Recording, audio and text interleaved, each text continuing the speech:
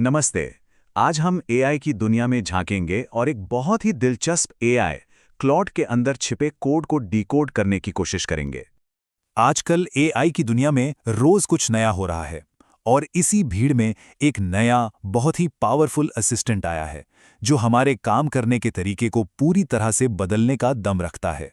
इसे बनाने वालों का मकसद बड़ा साफ था, एक ऐसा एआई बनाना जो न सिर्फ शक्तिशाली हो बल्कि सुरक्षित भी हो और हम इंसानों के लिए फायदेमंद साबित हो। लेकिन जब हम इस एआई के नैतिक कंपास को परखते हैं तो क्या होता है? इसके असली उसूल, इसके वैल्यूज क्या हैं? चलिए आज इसी में जरा गहराई से उतरते हैं। तो चलिए सबसे पहले मिलते हैं क्लॉड से, जिसे एक सेफ एआई के तौर पर पेश किया जा रहा है। क्लॉड को बनाया है एंथ्रोपिक नाम की कंपनी ने, और मजे की बात यह है कि इसे ओपन एआई की ही कुछ पुराने टॉप लोगों ने 2021 में शुरू किया था। इनका एक ही मिशन है, एक ऐसा एआई बनाना जो सेफ हो और फायदेमंद भी। और यही वजह है कि ये सीधे सीधे चैट जीपीटी और जेमिनाई को टक्कर देता है। पर क्लॉड सिर्फ एक और चैटबॉट नहीं है, नहीं, ये उससे कहीं ज्यादा है। ये एक बहुत ही पावरफुल डेटा एनालिस्ट भी है। और इसकी ताकत को समझने के लिए ना हमें एक टर्म समझना होगा, कॉन्टेक्स्ट विंडो। अब ये सुनने में थोड़ा टेक्निकल लगता है, पर है बहुत सिंपल। इसे एआई की वर्किंग मेमोरी समझिए। मतलब वो सारी जानकारी जो एआई एक बातचीत के दौरान अपने दिमाग में रख सकता है। और इसी मामले में क्लॉड सबको पीछे छोड़ देता है। इसके जो हल्के मॉडल्स हैं वो भी 2 लाख टोकन तक प्रोसेस कर सकते हैं, और इसका जो सबसे पावरफुल मॉडल है ओपस, वो तो 10 लाख टोकन तक। ये बिल्कुल वैसा ही है जैसे कोई इंसान एक मोटी सी नॉवल एक बार में पूरी पढ़ ले और उसे सब कुछ याद भी रहे। अब आते हैं उस एक चीज पर जो क्लॉड को सबसे अलग बनाती है, और वो है इसका अपना संविधान। इस टेक्नोलॉजी को कहते हैं कॉन्स्टिट्यूशनल एआई या सीएआई। ये एक ऐसा तरीका है जिसमें एआई को कुछ साफ साफ लिखे हुए नियमों और सिद्धांतों के हिसाब से ट्रेन किया जाता है, बिल्कुल जैसे किसी देश को चलाने के लिए एक संविधान होता है। और ये तरीका ना बाकी एआई से एकदम अलग है। ज्यादातर एआई जैसे कि चैट जीपीटी वो हजारों इंसानों के फीडबैक से सीखते हैं कि क्या सही है क्या गलत। लेकिन क्लॉड के पास एक पहले से लिखी हुई एकदम साफ रूल बुक है जिसे वो फॉलो करता है।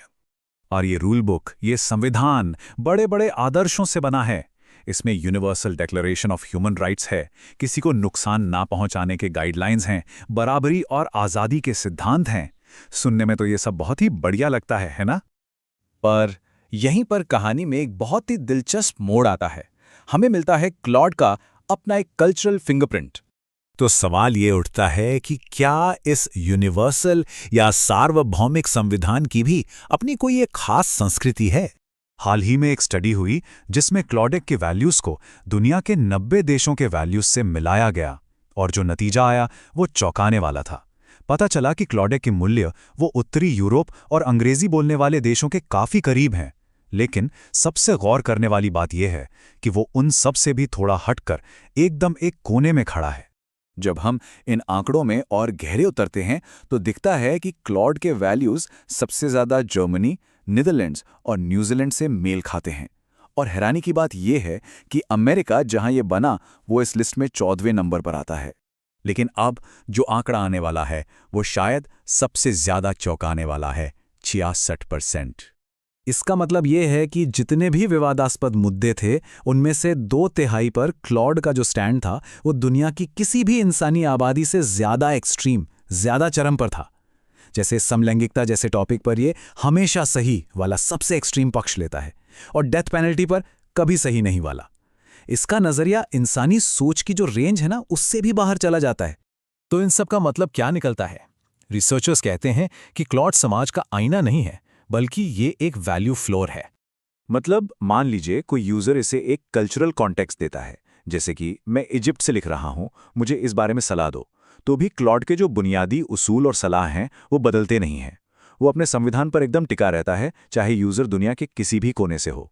तो सबसे जरूरी बात जो इस रिसर्च से निकल कर आती है वो ये है कि ये जो कॉन्स्टिट्यूशनल ट्रेनिंग का प्रोसेस है ये एक वैल्यू फ्लोर बना देता है। मतलब कुछ ऐसे मिनिमम स्टैंडर्ड्स तय कर देता है जिनके नीचे एआई कभी नहीं जाएगा, फिर चाहे उसे कोई भी कॉन्टेक्स्ट क्यों ना दिया जाए।